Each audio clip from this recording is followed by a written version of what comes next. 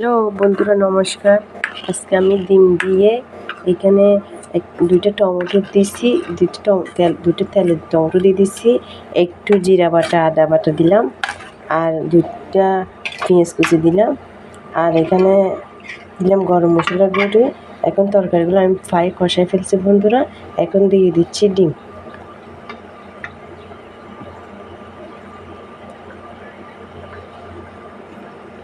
বন্ধুরা এখন দিয়ে দিচ্ছি আমি আস্তে আস্তে ডিম। এভাবে একটু কষানো হয়ে গেলে এভাবে ডিমগুলো ভাজে রাখছি, ডিমগুলো এখন দিয়ে দিলাম তরকারিতে। বন্ধুরা আমার তরকারি দেখুন, আমি একদম পারফেক্টভাবে কষাই ফেলছি।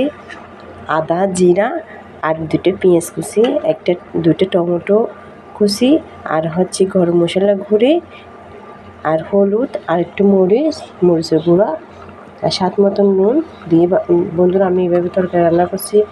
রেসিপি যদি ভালো লাগে বন্ধুরা, লাইক দিয়েন, শেয়ার দিন, কমেন্ট বক্সে জানান। যেমন আমি নতুন ডিম কালারটা কী সুন্দর হয়েছে, তরকারি কালারটা কী সুন্দর হয়েছে দেখেন বন্ধুরা, একদম ঝরঝরা। একটু রসা রাখছি বন্ধুরা, আমি বেশি রসা রাখি নাই।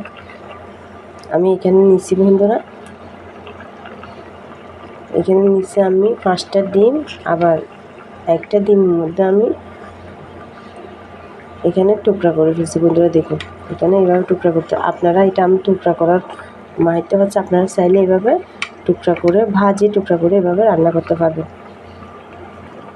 বন্ধুরা। আবার আপনাদেরকে ঘুরে দেখাচ্ছি বন্ধুরা। দেখুন যদি ভালো লাগে এভাবে, আর ভাজার সময় একটু এভাবে ছুরি